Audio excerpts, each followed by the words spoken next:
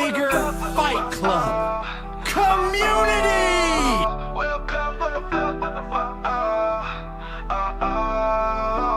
Welcome to Figure Fight Club. Giveaway, you say? Oh yeah, Figure Fight Club is the official giveaway channel of Action Figure YouTube. Thank you, members, for the love you bring, for every shared story and the joy you sing. To our sponsors, your support's the key. Together we build this legacy. Collectors unite in this fight we thrive. Figure Fight Club, our passions alive. Yeah. Unboxings and battles, the thrill of every find. Trading tales and treasures.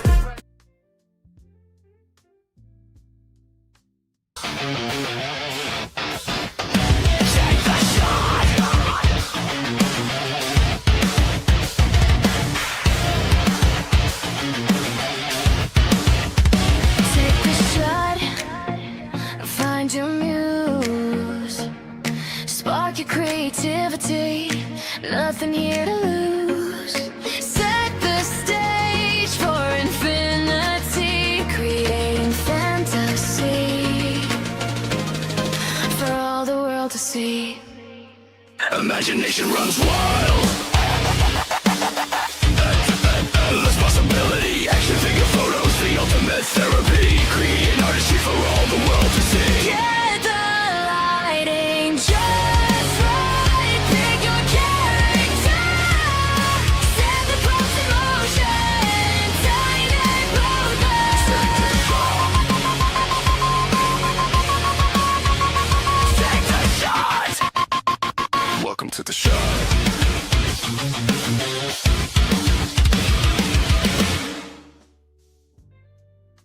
Welcome to Taking the Shot on the Figure Fight Club Network. I am your host, Loucifer, Lucidabase3 on Instagram. What's going on, guys? It's Thursday night.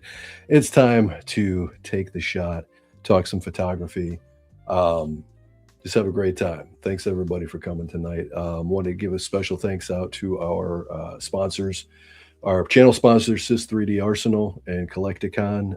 If you use code FFC10, you can get 10% off your total purchase through them. Go check them both out. They're fantastic. Also, a big shout out to Articulated Empire, who's donated a number of action figures for our channel giveaways. And you know we are the kings of giveaways. So thanks very much, Steve. Thanks very much, Articulated Empire. So what's up? What's going on? Good to see everybody tonight. I think I already said that, but I said it again. Look at that. We've got a great show tonight. We've got a great, awesome co-host, good friend of ours. And at this point, I'll go ahead and I'll just bring him in and introduce him because it's been a fun ride watching the rivalry brew between he and the channel owner. So it's been exciting, and we'll see that play out very soon in real time. But not tonight. You got to wait another week. So friend of the channel, good friend of ours. We appreciate you coming on. Let me go ahead and bring out Khalil. Hey, Welcome, Khalil. what's going on?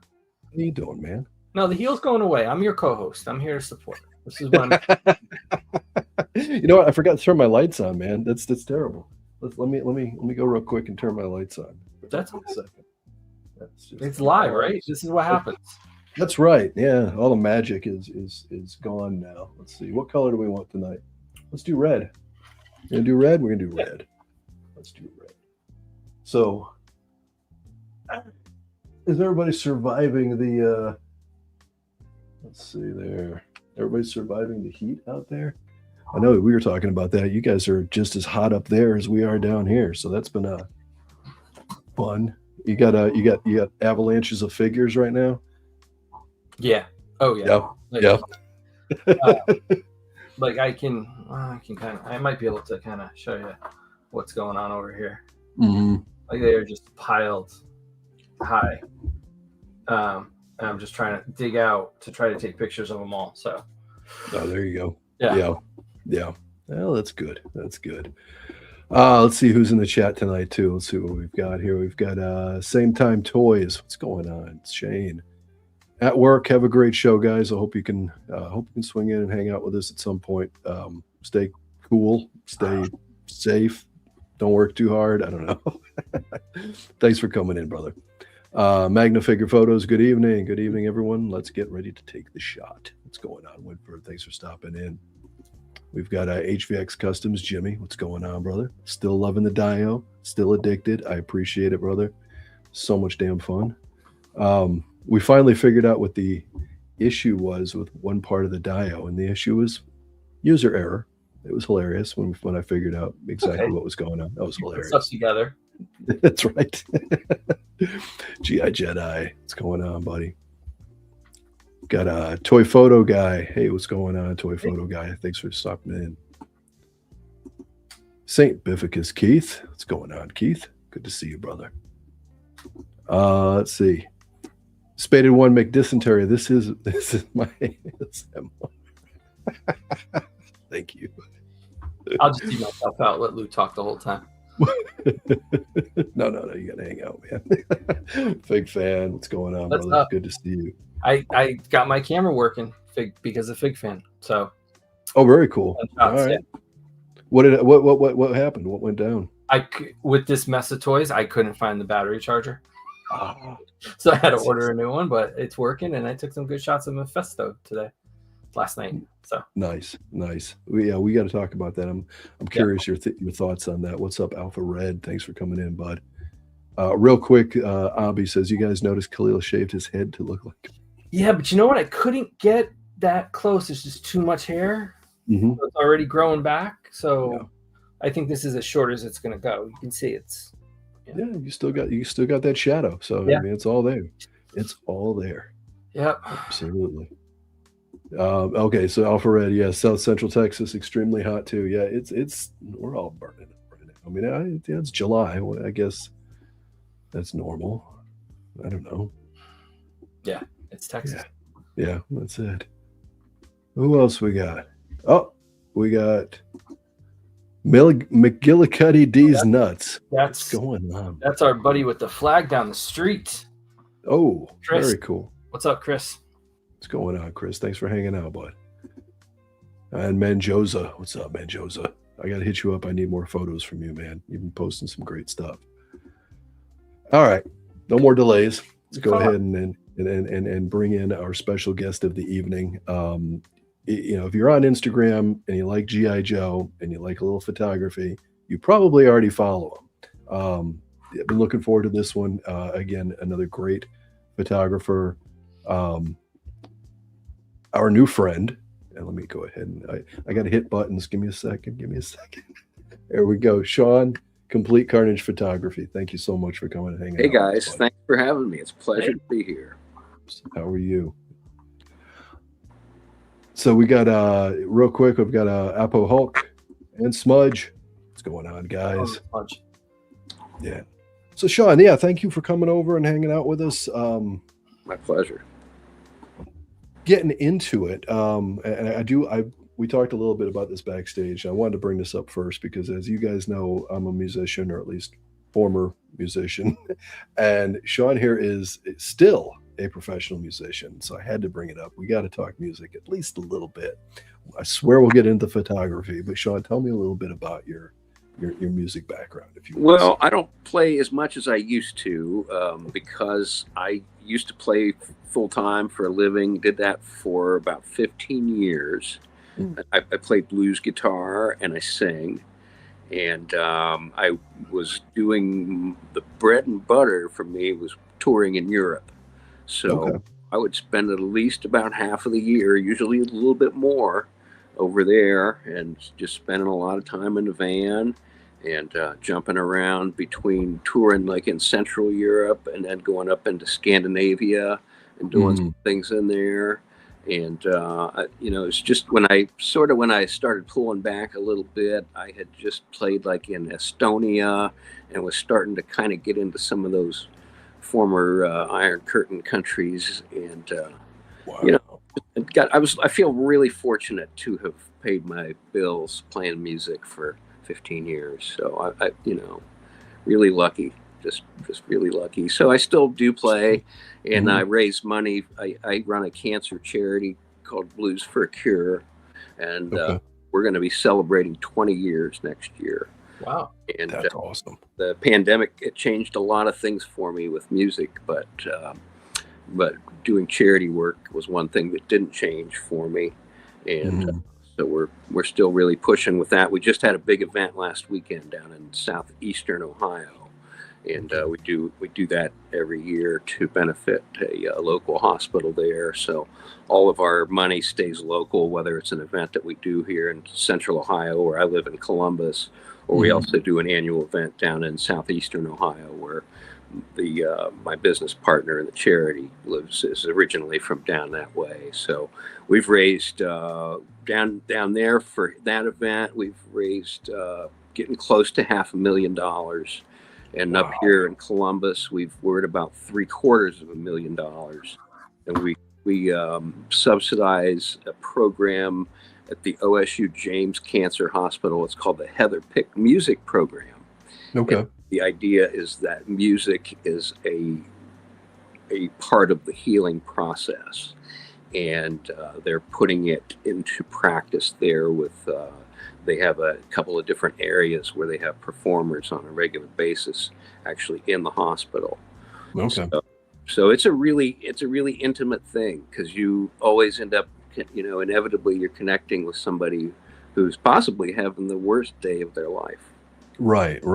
And kind of giving them some distraction from that. And it's pretty amazing. It's always a really emotional thing to get to do that. Inevitably, the first person I talk to, it just really hits me with something powerful.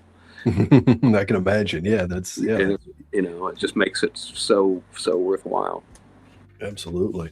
Providing a little bit of entertainment, a little bit of joy in an otherwise not so joyous place. That's right. Right. It's a distraction.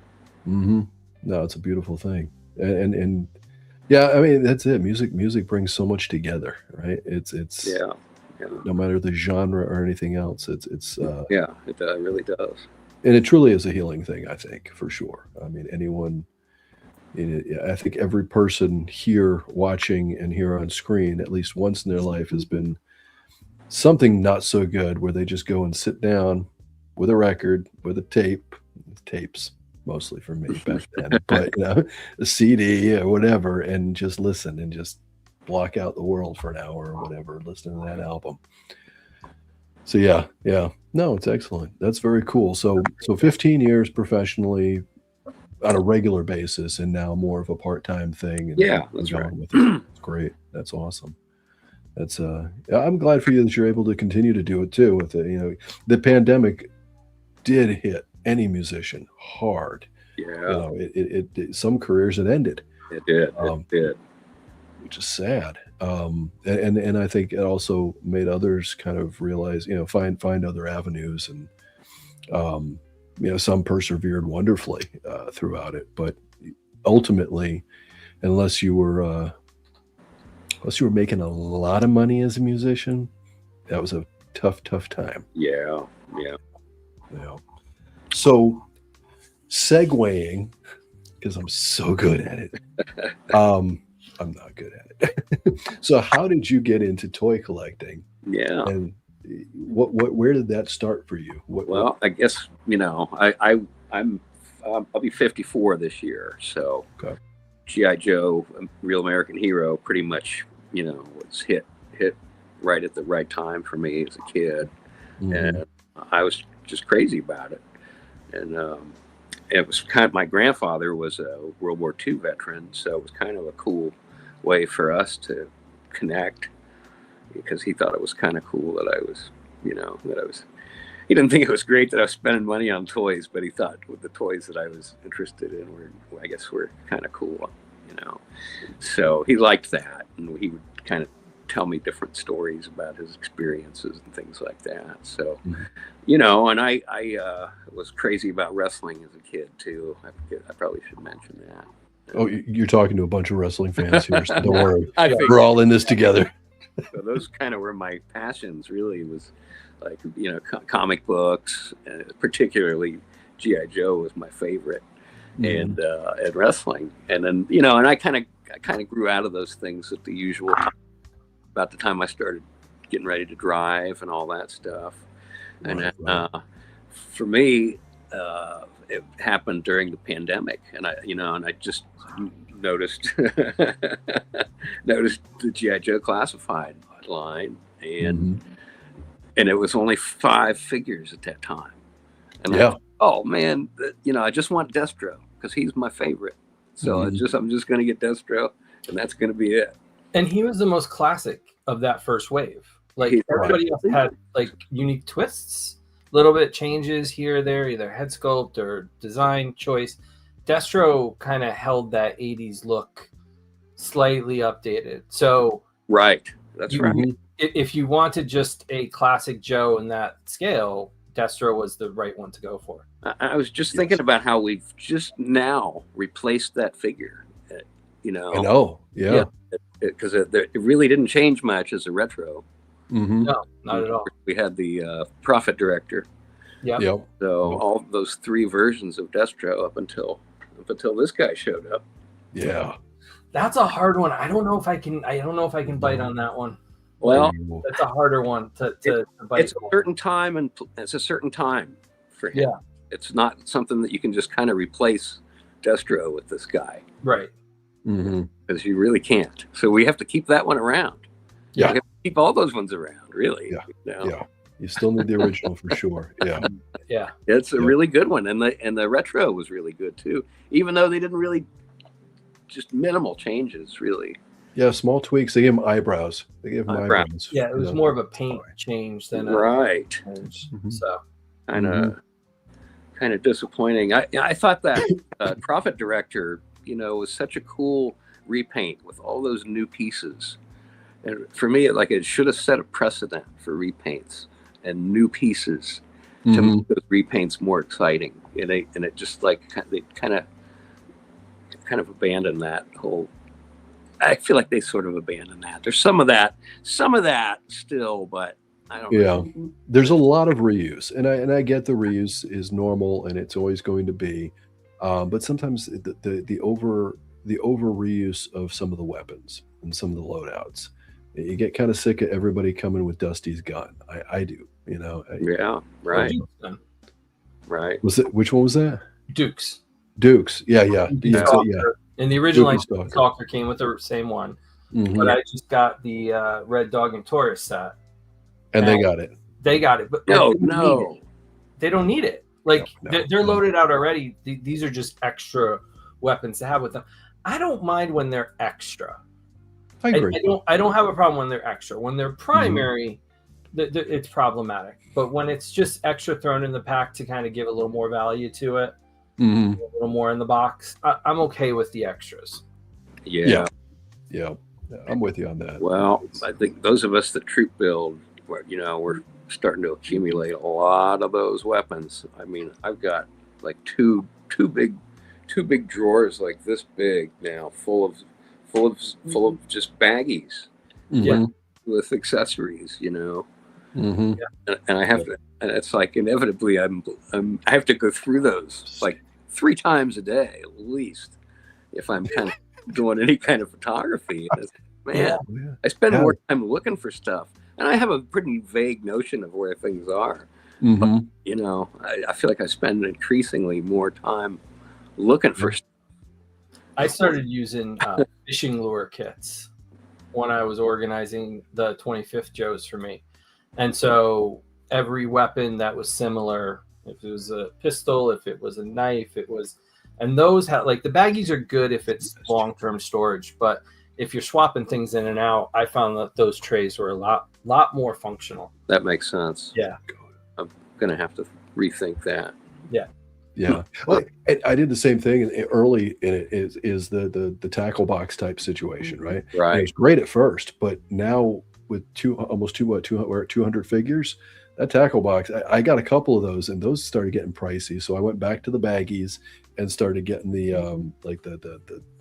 they're not Tupperware, but like the big Tupperware tub type things. Right. And I've tried to stay with, certain lines like one tub's GI Joe, or actually 5 tubs are GI Joe, to be honest. And a tub for Valaverse and a tub for Savage Crucible, and then the big bad workshop stuff, because I've been getting into that too.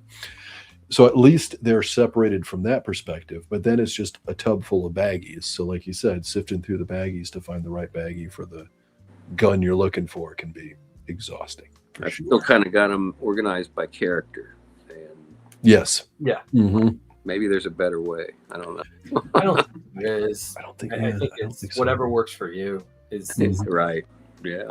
Yep. So Absolutely. I want to jump in and ask, what in the '80s, what was either the whale that got away, you never got, that you always wanted, or what was kind of the jewel of the '80s Joe collection? For you? Man, well, I never got that flag, but I had a buddy who had it, and I could, it was close, and I could access it. So I wasn't really crazy that I had to have it. I've always been more of a Cobra guy. Okay. Even as a kid, I always liked the bad guys, and with wrestling, I always liked the bad guys. And I don't know, just always kind of, I don't know if I related to them more, but they were always just more interesting to me. So, and I guess that Terradrome probably for me is something that I really wanted, but never got, Okay. I didn't really take good care of my stuff at that point, so it's probably a good thing that I didn't. I don't think any of us really had did. a lot of stuff. My grandparents and my mom, they were good to me as far as toys went, so I didn't really go without stuff that I wanted. But at the same time, I just kind of I wasn't like I am now, where I have to have everything. Mm. I can live without having everything. Then now I'm kind of, when it comes to classified, so far I've kind of got to have everything. But I just did a video about a month ago where I've decided to stop being a completist, and I've kind of started looking at those retro releases for me and kind of stopping with those, because I'm happy with a lot of the mainline releases, like with Wild Bill. I don't need that retro with Rot. Don't need that retro with the Techno Vipers. I don't need those retros. I'm just really kind of deprioritizing those. And if they come to me cheaper down the road, okay. But I've already got 4 of those Techno Vipers, and I got the red one too, so it's 5. Like, I don't need more of those. And I don't really want to get rid of the ones, it's like I don't want to pare down on that. So it's just kind of like I don't need those, and I don't know what I'm going to do with them. And I really prefer those mainline with Rock and Roll and Stalker. Mm-hmm. I think with those 2 particularly, and then I don't much care for the Steel Core, and I just there's so many characters that it's just like I don't need more nameless guys on the Joe side, because I've got a lot of characters that I'm not even get in there at this point. I always feel like I'm leaving somebody out and picking people for shots, because I feel like I pick a lot of the same people. Gravitate towards the same characters. Yeah. I think a lot of us do. It's common. Yeah, it's definitely. Absolutely. Was army build? Sorry, Luke. No, go ahead. Was army building something you were allowed to do as a kid? Because like my mom would say that there may be 100 stormtroopers on the screen, you get 1. Yeah, and I was content. Yeah, I think we all were at a certain point. So it wasn't really even the thought that I had as a kid, that I needed extra stormtroopers. Yeah. Where my one was good enough at that, I guess. Maybe I might have had 2 at some point. Mm-hmm. God, that's funny. Yeah, that wasn't really a thing when we were kids. I know my parents would discourage it. My father would be like, "Oh, you already have one of those. Why do you want to waste your money buying another one of those? You can go buy a new figure." And he'd kind of get that into my head. You should really only need one. Like, okay, fine. I'll just, that's, when I had extra money or whatever. But I was the same. I know I had 2 stormtroopers. I did have 2 stormtroopers. But yeah, as far as army building, it was not really a thing. Yeah, well, even for my G.I. friends. Joes, it wasn't a thing. And but I remember when those new figures would come out, especially those G.I. Joe figures, I'd be calling the store and finding out when they're putting it out, and I'd be making my mom take me. Like, we gotta go now. This is a good comment. It is. I've been at his house, and he's got Billy bookcases with army builders full. So He's one of those guys. yeah, but it's That's impressive. I'm going to Oh, tell it you. is. Oh, When you yeah. see 50 bats flanked around Dr. Mindbender. Holy It's cow. pretty impressive. Yeah, It's fun. But in the smaller scale, he's not army building the bigger ones as much. I was trying to buy one of these guys off of him this week. I was like, "Do you need all the ones you bought?" yeah. And I was like, "Here, yeah, it's the what is it? It's the Devil Ray, right?" Right. I was like, "Do you need all the ones you got?" He's like, "Yeah," and I'm like, "Okay, all right. I guess I'll just keep my one. That's fine." I've been But yeah, no, it is an adult disease. I think it's one of those things that just adult money going. Well, if it looked cool with one? Wouldn't it look cool with two? That's exactly. I started when I first started into this line, and it was just like the Cobra Trooper and the Viper, and those were so hard to get. Mhm. You had to go to Target at 7:00 in the morning, and Yeah. get one or two. Right. So Yeah. I was running around with another buddy, and we were acquiring those, and I was able to get 10 of each of those, and I was In the kinda like, wild. that was my Wow. standard for troop building for a while, maybe until it got up to like about 12 or 13 different troop builders, and I was like, man, I got to dial this back to 6, and now it's 4, and that's like with every Cobra troop builder. Okay. You know? Okay. So it's like the collection gets pretty massive pretty quick. Yeah, when you're doing right, and you see, and that's the thing. When it was early, when you did the 10 troopers, you didn't have many figures, so you're like, I got to build up the army because I have nothing, right? Exactly. And now that we've got, like I said, 200 plus figures or whatever it may be, I don't remember the exact number right now, but then all of a sudden that army of 10 is. I bought 25 bats. I own the original when the first bat came out. Right. 25. And for the same idea, I want them surrounded, and I do. I've got, well, not all 25. I have about, I think, 7 of them over here with Dr. Mindbender. They're flanked around Mindbender and Scrap Iron. And most of the others are still packed. I think I've got like 8 still packed, completely sealed. And I'm on, why? Because that was, they came out in what, 2020, 2021? Right. When the bat came out? Yeah. The 21, I think. This 21 was the bat. Yeah, okay. Yeah, because I'm trying to think. I got them at Christmas time. I went the day after Christmas to a Target, and they had just put out a whole case. Yeah, yeah, And so I was like, awesome. So somewhere around there. yeah. Yeah. So Yeah, that was a good one. I remember before that bat came out, just thinking, man, I'm going to lose my mind when they come out with that bat. Oh, And yeah. I wasn't disappointed. It's a good one, and they've certainly gotten a lot of mileage out of that with all the different variants with the Crimson and the Python Patrol and the Well, the ever elusive Arctic bat. Arctic bat. I pre-ordered those when that pre-order first went out, and I was lucky. I had my 4 way back. But who knew those were going to be so hard to find? Holy cow. Khalil Troop built Cobra Island Vipers before you could. Hey, I offered them up to the locals. we had to do what we had to do, man. We had to do what we had to do. Yeah.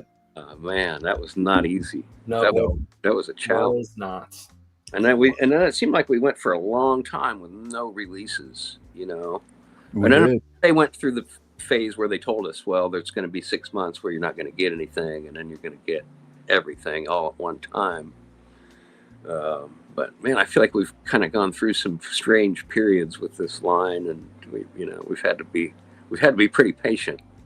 Yeah, for sure, with everything. My biggest wish is finally going to come true.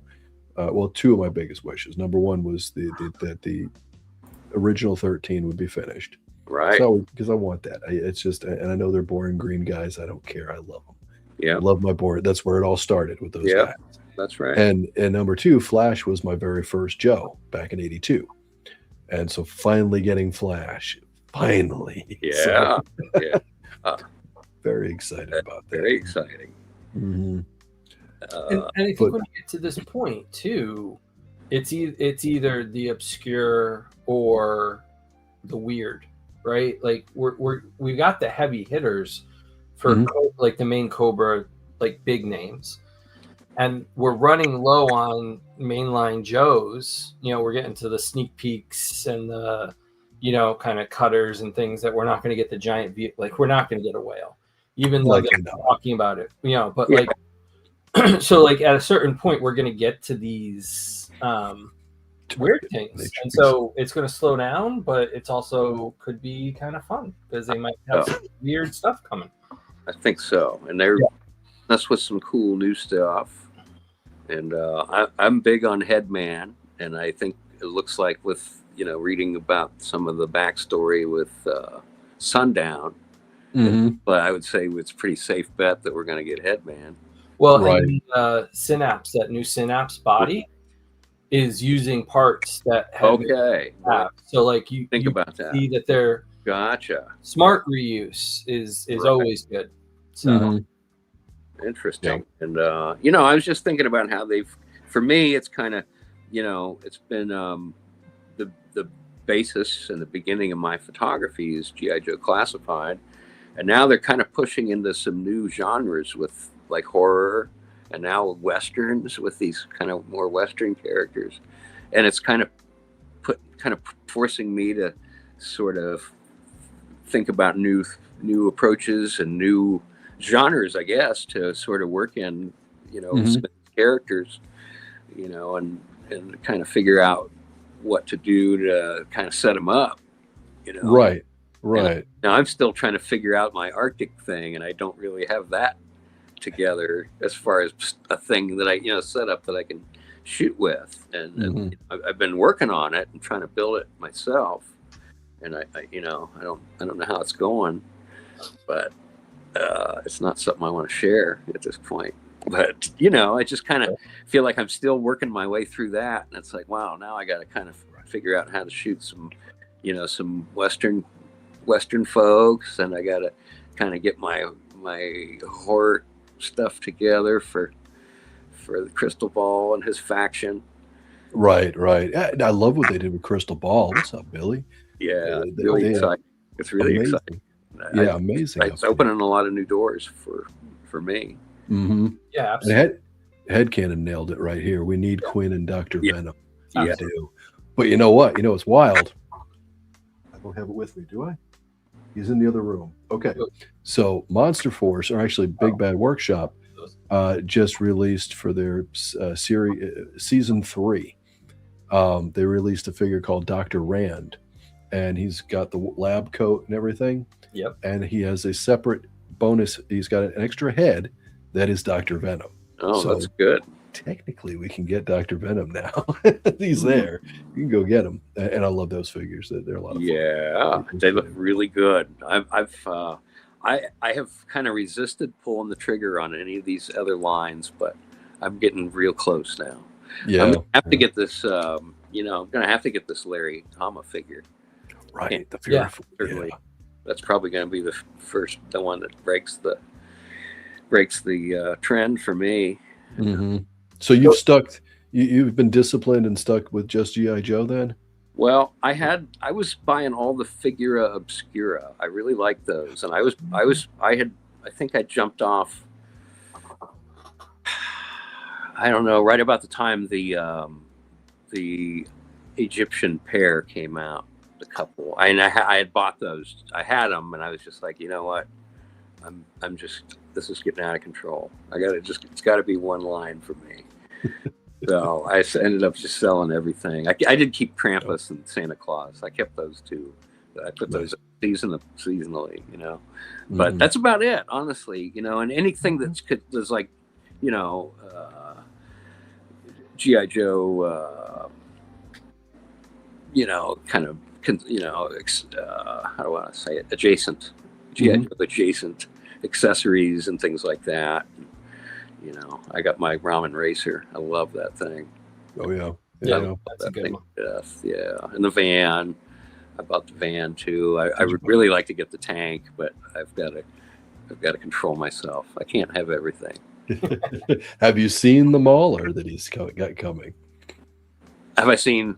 Though he's got a version coming out, Ramen Toys, of basically the Mauler. It's basically the Mauler. Wow. Oh yeah, it looks good. See, the problem when Ramen does those, yeah, it's going to be huge. The problem when Ramen does those for me is I look at what the HasLab could be, because I've heard that the Mauler has been teased in ways. Yeah. And so my thought is, what figures is it going to come with? And am I going to get the Ramen one and then have to get the HasLab one because I want the figures, or spend equal amounts to get those? Right. So, with Joe vehicles, I'm always looking at it going, Ramen looks great, but I'm going to need the official anyway, so I'm just going to wait a lot of times. So that's usually what holds me back. Yeah, I get it. That's same for me, really. Honestly, that's kind of kept me from buying that first tank. Yeah. Same with me with I came very close to getting the Hunter, but it again, like Khalil said, if I had gotten it, I would have set it up as a Wolverine. So I would have had to get the Wolverine set up. I've seen reviews of the bridge layer attachment, and that looks really good too. It's amazing, but it's like I think it's like 5 feet long or close to it. Come on. Yeah, it's huge, and I don't have the space. Right. I just don't. Yeah, absolutely. The Novark stuff is pretty sick. What's the Novark stuff? What am I missing here? Coda, tell me what you mean the Novark stuff. I'm not familiar with what that is. Oh, and Billy said something up above while we're waiting for that answer. Yeah. He asked about using stuff for snow, and I've just bought like around like Christmas time, I go to like the hobby stores or Hobby Lobby or Michael's or whatever. They have fake snow, and so you can buy it in little bags or big bags, and you can kind of put it around. So depending on how messy you want to get, I have used that kind of stuff for dios and stuff like that for pictures. Yeah, that would make sense. And I've never tried this, so your mileage may vary, but I've seen some of the guys use Acid Rain is Nova. Okay, Acid Rain. I'm staying away from Acid Rain. They look great, but no, I have to draw the line somewhere. That's where the line is drawn. They do look good. So yeah, I've seen some people, and again, this can be real messy too, but you could use flour. I've seen some guys use that. Oh yeah. And to tremendous effect. Right. But again, it'll be messy. But you get the sifter, and I've seen them. One guy, I forget who it was, on Instagram, because he did a whole behind the scenes, and that's how he created it. Was just doing a sifter of the flour all around. I remember. You saw, yeah.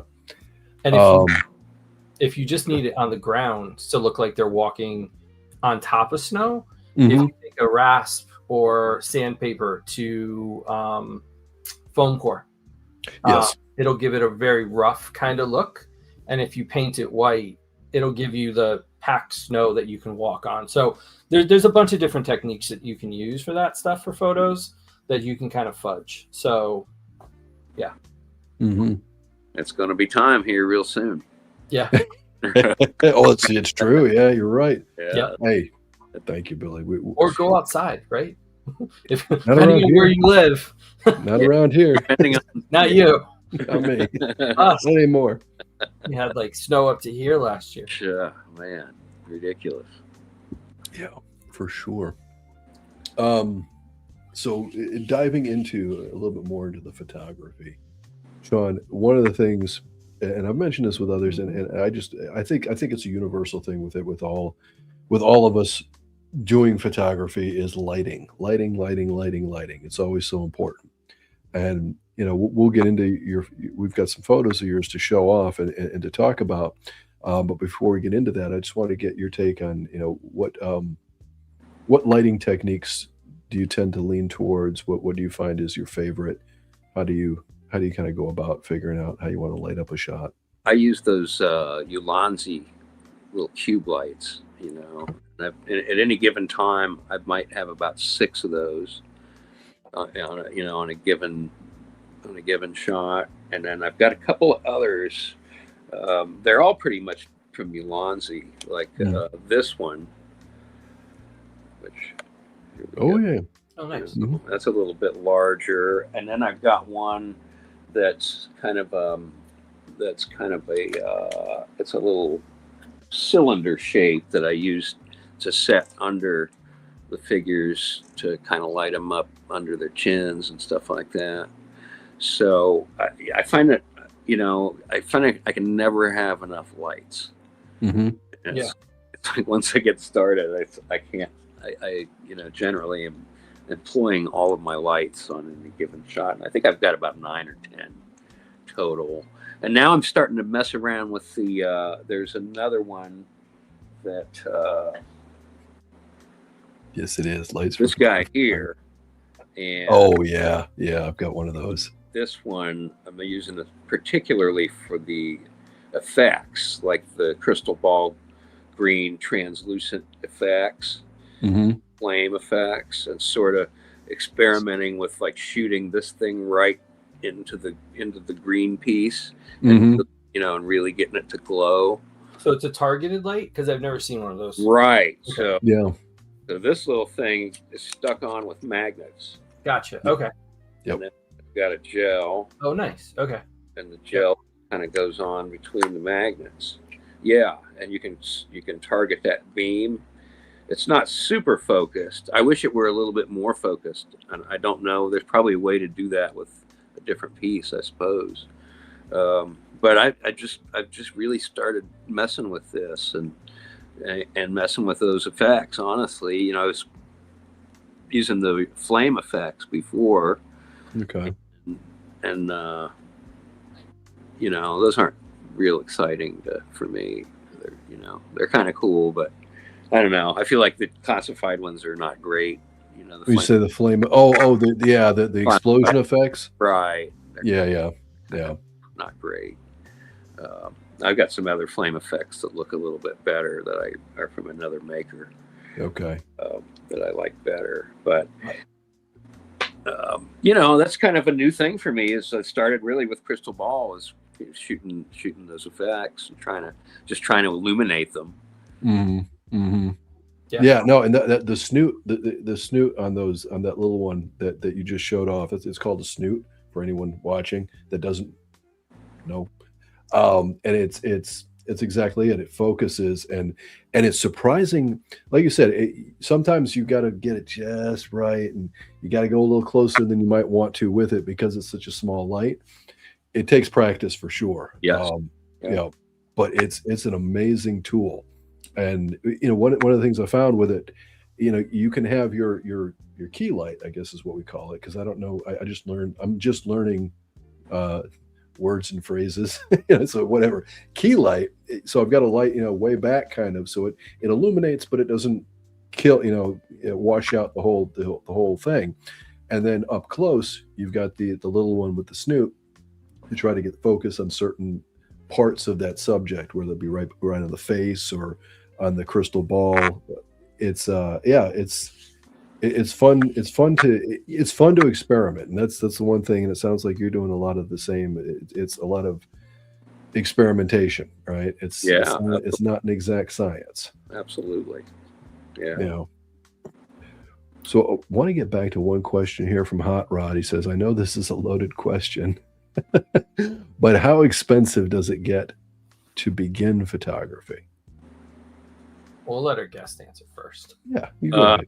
Not expensive at all, really.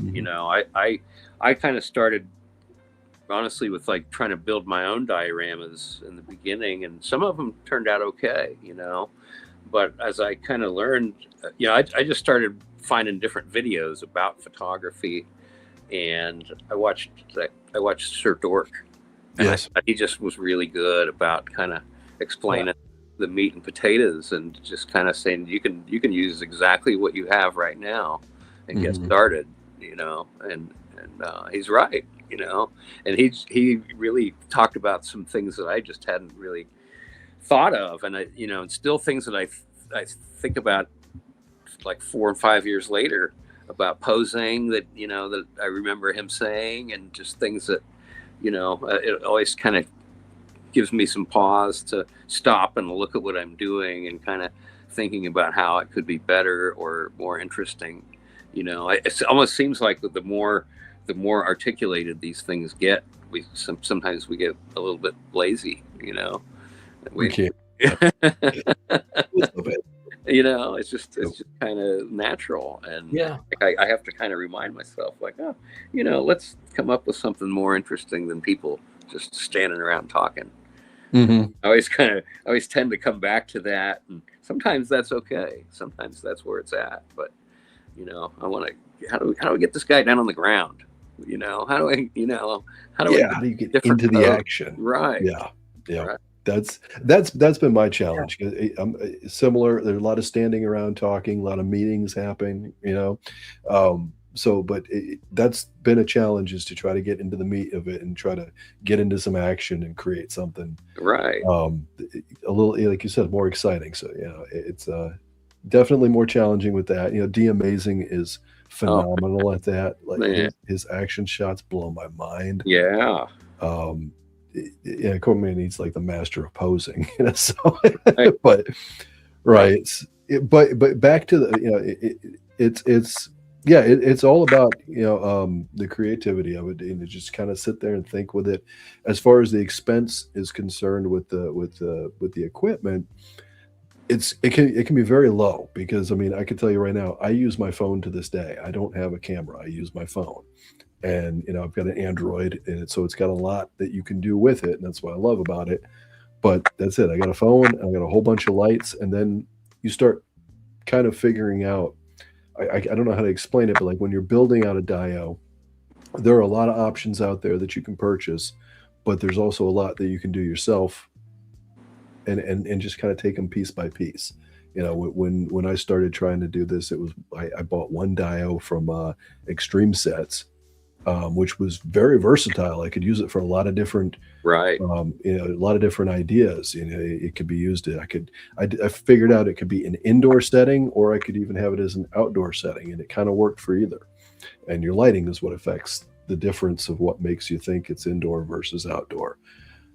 And lighting's the other thing. And lights on Amazon for we do the Alonzis, they're very inexpensive. Yep. They're cheap. And and there are a lot of deals all the time on the stuff. And again, you start out one or two.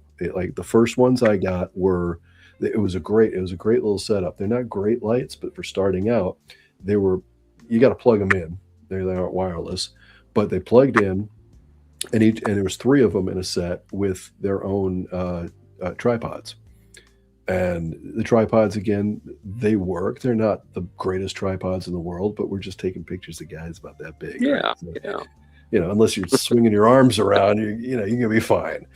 So it was a good starting point, and it had the filter, like filters that you could put over it for various colors, and you kind of get started with that. And the great thing is, I don't use those lights much ever anymore, but the tripods can be used for every other light that I bought. So tripods are right there. And that was like, for that set, I think it was like $35 for the whole thing. And that was a great starting point.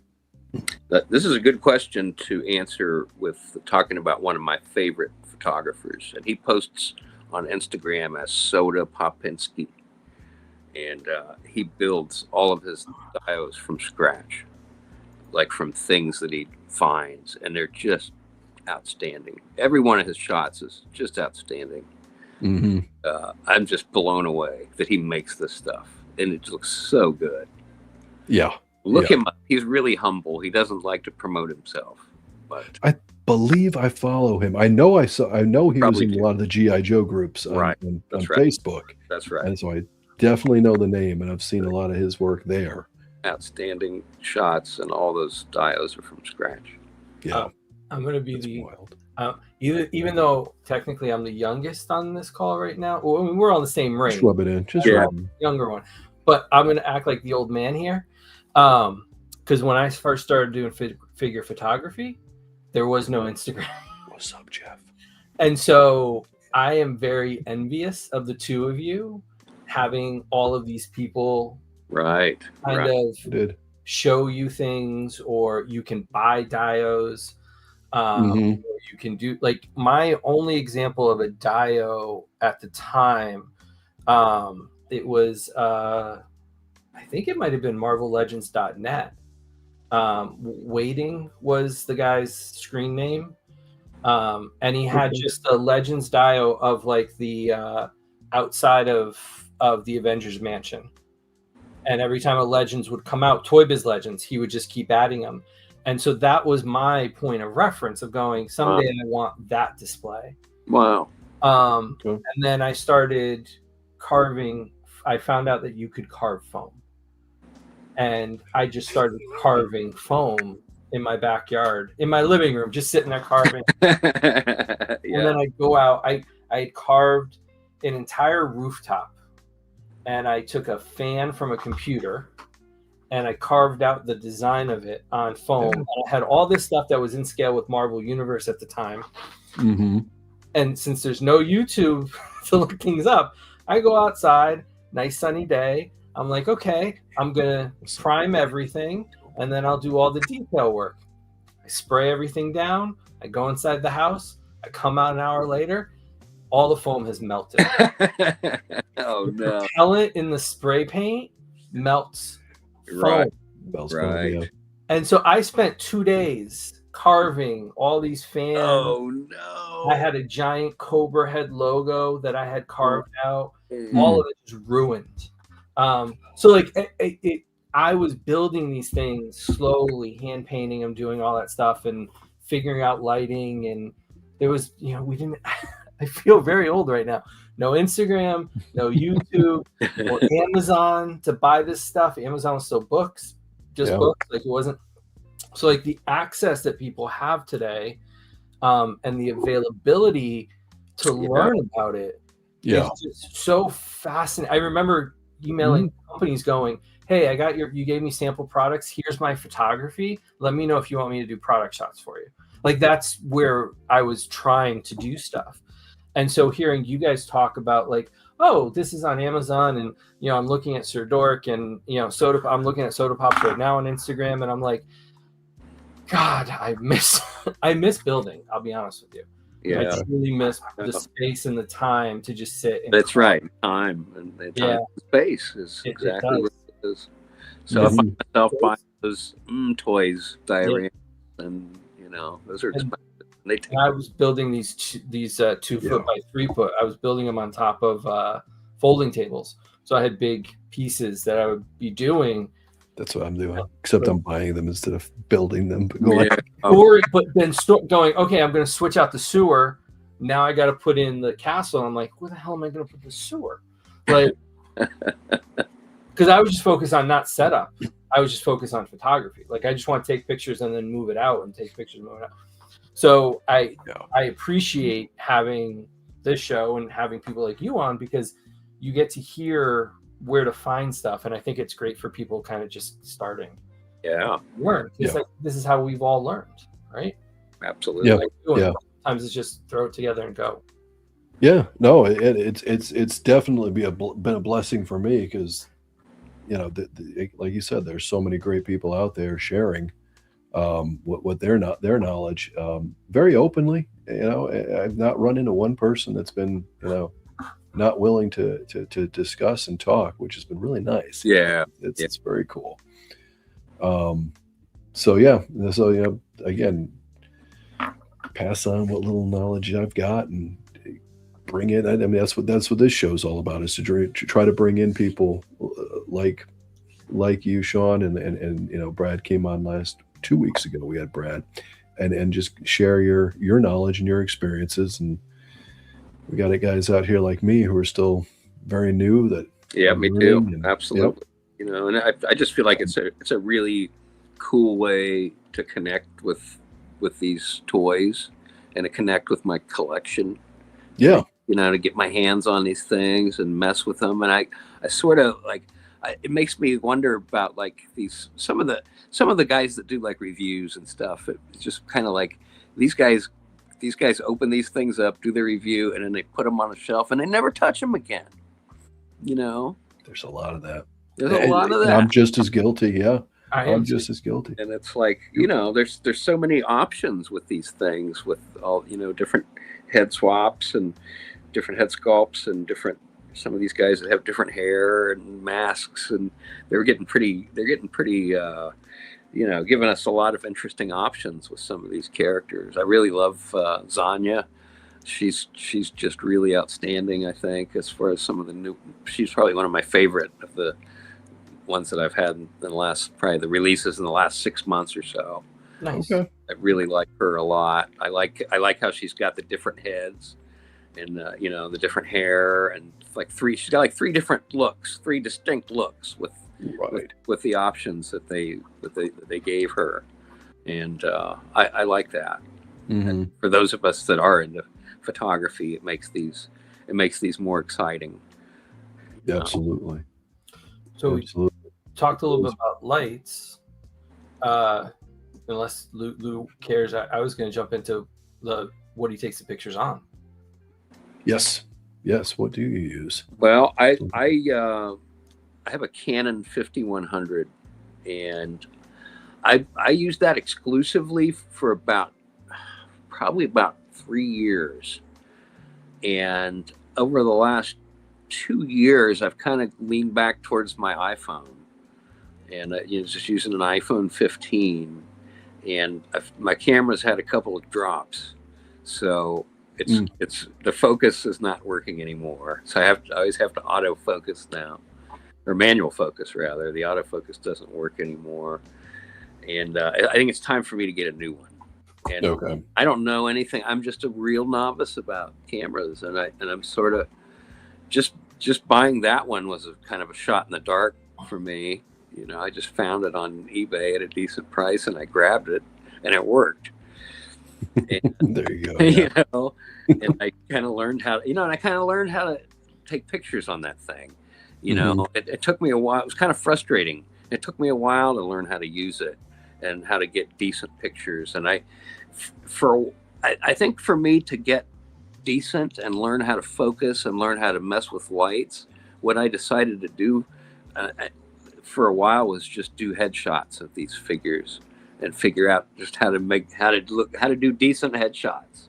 Mm-hmm. And doing that, it sort of made me realize how if you move the camera a little bit, and then if you adjust the light a little bit, you could kind of get their expressions to change a little bit. These heads, they're very expressive, and you can just change those things just a little bit, and suddenly the expression is different. And it kind of, I kind of figured that out just doing those headshots and spending a lot of kind of boring time just doing those headshots. And it just kind of gave me something to fixate on. Okay. And to learn on. And I felt like I finally started to get some shots that I was happy with, and some stuff that I was kind of halfway, proud of, and halfway, comfortable showing people. And then, and then I kind of did the opposite for a while. And it was like, okay, now I'm going to get the whole figure in the shot and figure out how to do that. And I started kind of doing that. And now I'm kind of trying to get in there a little bit more and try to get some closer angles and try to maybe get some different angles. And there's so many cool shows and movies now where, they're really getting like up in the actors' faces with cameras and stuff. And I kind of like it, it's weird, but I kind of like it, And I kind of think maybe we can take some inspiration from that too, and sort of go for some unusual angles, strange and weird places to be shooting from, and stuff like that, I think face portraits, or like the upper torso, like chest up, getting those right angles, getting those lighting choices, I think might be my favorite shots. Just personally, I feel like a good tight shot, you feel like your viewer feels like they're the ones looking at that in that moment. Exactly. Yeah. And so I really like I've always kind of gravitated back towards it. So like I really appreciate that. And one of the comments I not in the show, but I've heard from people is when some of these manufacturers don't put washes on figures, the sculptors intention is that you'll light it so that the shadows will find those natural points that the washes might change from a static position. So a lot of these 3D action figures are meant to be posed and taken photos of to get those different expressions and to get those different facial details and body details that normally wouldn't be there if they're just standing on a shelf, in the graduation poses. So, I think that's why I kind of gravitate towards those, and I can see it on your page.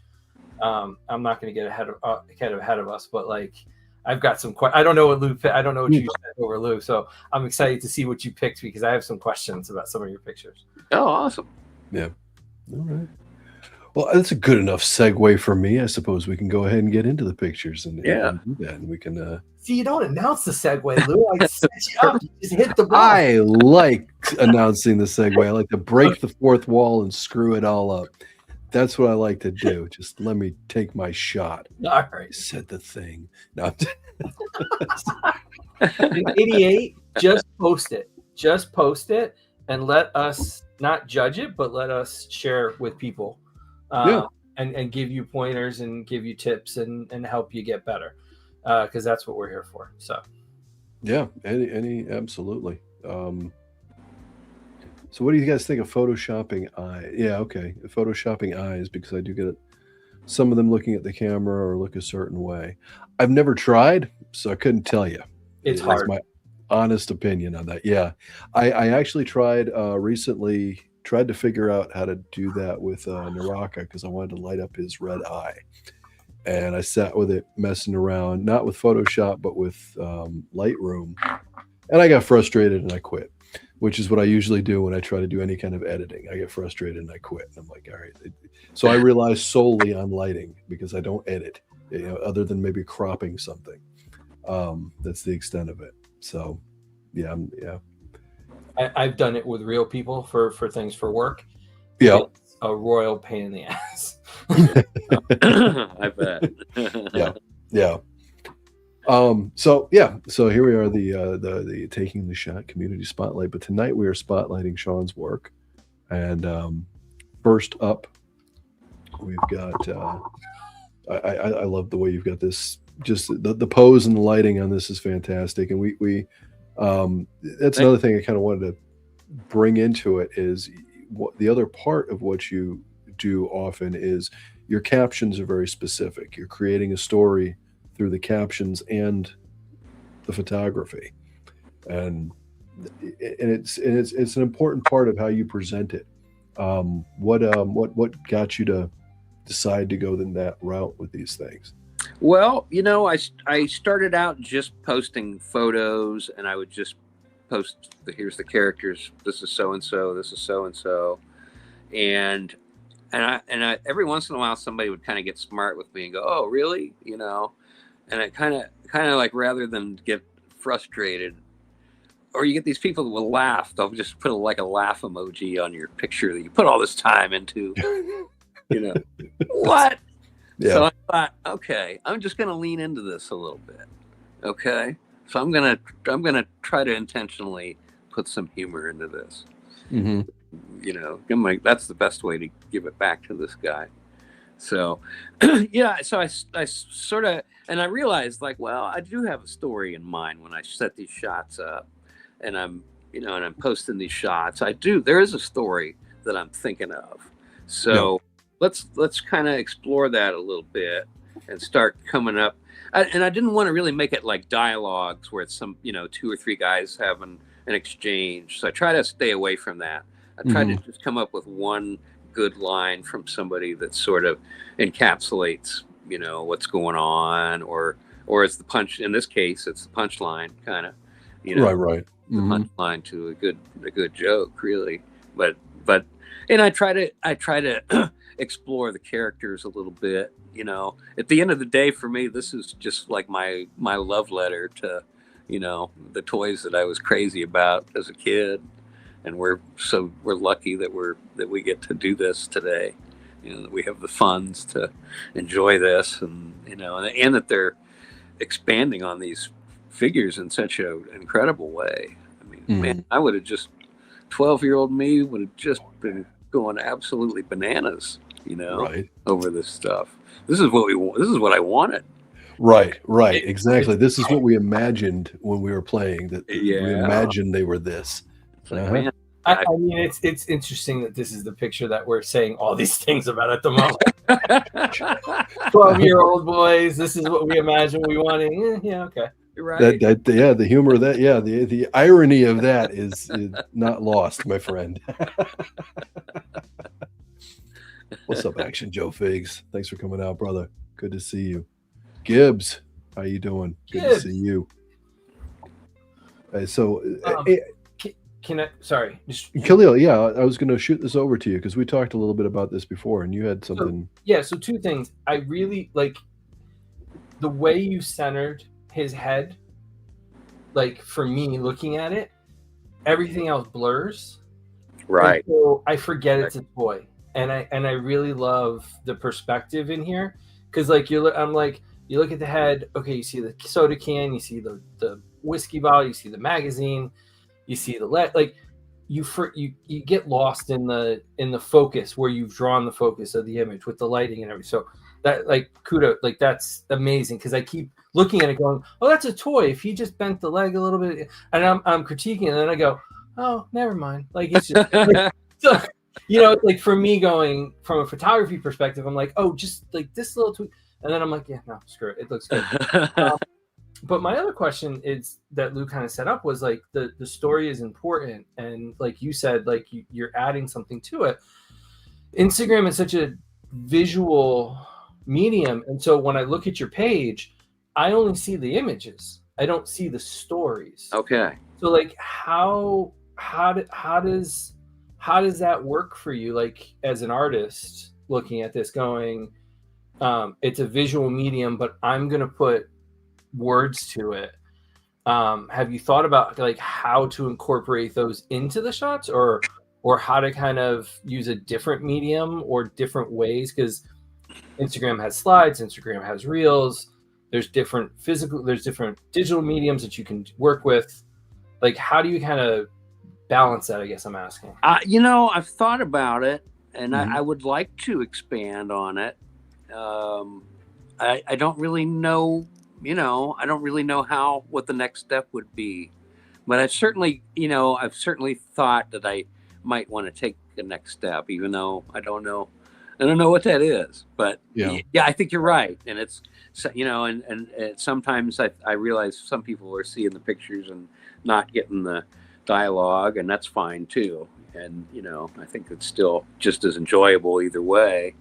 And like I said, it's probably just been about a year, maybe a year and a half that I've really kind of leaned into, really started leaning into the quotes and putting some thought into, what are the little idiosyncrasies of this character that I can incorporate into this little dialogue that I get to do. So The visuals definitely draw me in. Like I want to click on a bunch of these and see what you put behind it. And so that's kind of why I was asking, because like sometimes you just get the visual medium and it's doom scrolling, right? right. Like, oh, cool, I like it. That's cool, I like it. And you don't always see the rest of the work the artist puts in. So Right. yeah, Right. Yeah. Well, and I guess it's kind of a thing because you've got I guess you could do an option of the thought bubble type thing, comic book style, the dialogue bubble, and I've seen people do it wonderfully. I like for me, I don't want to put it in my shot that way. I'm having a hard enough time doing my shot anyway. Yeah, that's how I feel. Editing. I take editing. So oh, absolutely. I'm just saying, like, Mhm. it's just a really interesting thing of like to step it Yeah. up. and not want to lose a piece of the work you're putting in. So Yeah. I'm enjoying all of it. I appreciate it. It would be interesting to find a way, I did a couple where I narrated them and I just didn't think it was very good. I just kind of was lacking for me, but I tried it and I wouldn't, if I could think of some new way to do it, I would try it again. Mm-hmm. Oh, you did like an audio narration? Yeah, I've done a couple little things. Like I said, I just didn't think they turned out very well. Yeah. That comes with its own challenges too, right? It's ridiculous. Plastic Platorium. I love doing comic book panels just for shits and giggles. Yes, and it's a great option for sure. Yeah. What's up, Dead Man? How you doing? Good to see you. And also, I want to bring up 88 Toys. He says, I think the ability to tell a story without words, like what we see here, is already amazing. And I agree with that. Yeah. Absolutely. Mm-hmm. Absolutely. Yep. Sometimes it doesn't need anything. Sometimes you just put the picture out there. Absolutely. So, Sanchez 2227 M Sanchez. Thanks for coming out, bud. So, and with that, I guess the hope is that the shot's good enough so that someone will check to look at the caption at the bottom and read through it. But at the same time, again, personal. Sometimes I'll do some kind of caption with some kind of storytelling a little bit, and at the same time, if they don't read through it, it's okay because at least they saw the picture, So there's a little bit of give and take with either of them for sure. Yeah. Oh yeah, no, it's definitely an artist's prerogative to kind of how their art is going to be portrayed, and I think we all have a different way to do it. Yes. I'm just enjoying both of yours, and so the visual medium, I'm like, all right, well, everybody on the thing, make sure you look at the captions on these. Yes, absolutely. And I'm trying to point at, push people, go read these captions. They're good. They add something to the story. Yes. Yes, no, exactly, 100%. So, guys, go follow Complete Carnage Toy Photography on Instagram for sure. You won't regret it. And don't forget to read the captions. 100%. Yes. We will promote that. Everybody will read the captions now. Oh, it's good. So we'll go over to our next shot. And so this had to have been more recent a photo. Yes. Because of the choice of characters here. Professor Rotclaw. Mm-hmm. Seems like he might be hanging out in the lab with Dr. Mindbender, who's probably, I think Mindbender might be my most photographed G.I. Joe classified He's character. expressive, isn't he? He's incredible. He's fun one to do, yeah. He's incredible. And just the mad scientist thing is so much fun to lean into, and, For sure. Yeah, and they did such a good job with him. The face, the head sculpt on him is phenomenal. Yeah, definitely one of my favorites. And the monocle is really a nice touch. They did a really good job of that. Another one that I feel like the retro release was just kind of superfluous. And I agree. Although I got him.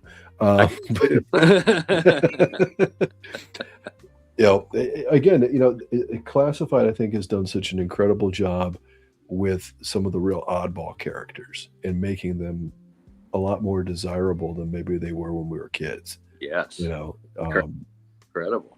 Yep. They're setting the bar pretty high. Yeah. On that context, and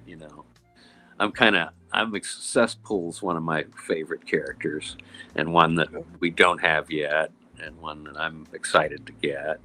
And I kind of feel like that's going to be one that has a lot of potential with his damage to his face and everything like that. Right. Maybe we'll get another banger with him.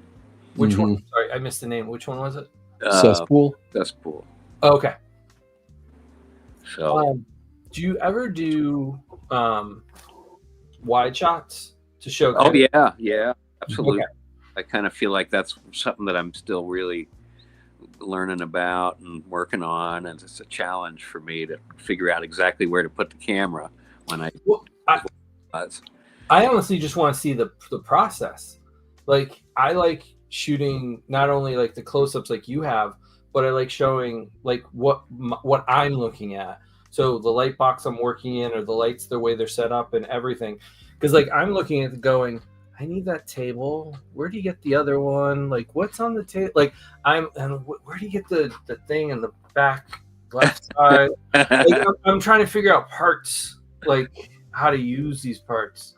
I'm a nerd for like all the detail stuff. So like I want to know where you, and we don't have time for that, but I want to know where you got everything in this shot. The accessories really do it, you know. Yeah. They really do it. You know, I got a Gundam stand. It's black. I don't think it's in the room anymore. What's up? It works really good for a bat like assembly table. Oh yeah, I bet. Back and forth. Right. It's all black. Looks Right. really good with the bat in it. So like I'm always obsessed with like, I'm like, there's a computer fan on the bottom shelf in the back right corner. Like where did that come from? So yeah, I'll just nerd out about. We'll have to talk later. I'll text you. That was one of the things that drew me to that Figure Obscura line. Was I just saw some of the accessories and it was like, oh man, I can use those. Like these, that table's from Frankenstein. Oh, okay. Okay. Yep. Yeah. Those Got two little work tables that are really great. Mhm. Well, I'm not going to keep Frankenstein, but I'm keeping those tables. All right. That's right. So have you because he's here, so I thought I'd pitch this and ask you, and not putting you on the spot or anything, but have you seen any Assist 3D Arsenal stuff yet? Oh, absolutely. And I've been planning a purchase. Okay. So I've got some things picked out. And You absolutely should. You I absolutely should. Yeah, his stuff is pull the trigger. Yep. His stuff is fantastic. I've got a bunch of them. He's a great guy too, so it's been fun getting dio pieces and filling that out. Yeah, it really makes it. And, yeah, those details just really make the shot. Mm-hmm. It makes it feel lived in. It makes it helps create that lived in feeling, right? Right. The real scene, like it's a real place. They are right. Real, like Yep. I mean, oh, and I'll have to, because I don't even care. I'm just doing it. I'm gonna have to go back to this photo. This is a great example of that. I mean, it is just very relaxed, and it's not a toy sitting there. That is a human being sitting there reading a nudie magazine in a velvet chair. Like I want, like, okay, we could go another 2 hours because I would ask you to point everything out in the whole thing. Anyway, go, Lou, just keep running the slideshow because I'm just. Right. We'll keep going. Yeah, but then again, you go from that with the velvet chair in the background and the beat up wall and the soda can up on the ledge. My hand's out of the focus, but soda can, and then you've got this, which is a more clean laboratory, right? So scientific clean laboratory. It's more technical, and all the little technical details are there. But then on the bottom shelf, you've got the little thing with the fan. You've got what looks like a Amazon box. Yeah, right. And that's where we keep our garbage and our fancy spaces, right? It's all on the bottom shelf. Shove it there on the bottom shelf, and figure Mindbender's probably a little bit cluttered, maybe. Yeah, for sure. And Billy asked a minute ago. He was, I don't know. He didn't necessarily ask, but he said Mindbender used to be a dentist, right? Yeah, he was a orthodontist. So yes, a dentist. Absolutely. Mm-hmm. And then some experiment that he did on his own brain turned him into a psychopath. I don't remember exactly what it was. Put him on the path to no good.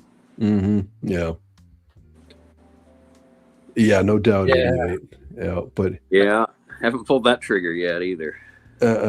At this point, for me, I think I'm lazy with that I don't want to go through the learning curve when there's so many people for me. Other people do it so well. Not something I need to do. Yep. It's just one more thing to add that I don't have room for, too. Exactly. I certainly have some great pieces, and I've got, like I said, I got my eye on some others here. So Oh yeah. that's been a really incredible thing, you know. Like you were talking about, you know, things that you didn't have in the past. Yeah. The toy photography, you know, 10, 20 years ago, and certainly 3D printing is one of those things that's really, you know, I can think about, why I really like this desk, and now I can make it, or whatever, you know, whatever. And I was searching Walmart's for, there used to be a line of hamsters that had tech. I don't remember what it is, but they came with like computer panels, tables like this. They came with like lab setups. wow. And so I was like, all right, how many Walmarts can I hit to try to find these in the clearance aisles? So yeah. Anyway. Yes, that's exactly it. Well, yeah, I was I've been roaming through pet stores for aquarium. Absolutely. Yeah. Aquarium pieces, the Yeah. rocks, for more outdoor weird stuff, especially for the fantasy stuff. It's great, and it's even good for the outdoor shots, because I don't do outdoor shots, so I can make outdoors and the indoors with all the little plants and all that kind of stuff. It's great. I've dug a hole in my backyard to make a lake for my dreadnought setup once. So That's cool. we got yelled at, and I'm not talking like as a kid. I'm talking like 5-6 years ago, in back in my mom's backyard. She's like, "You got to fill the hole in before you leave the house." Okay, Mom.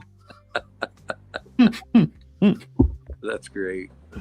That is awesome. That's hilarious.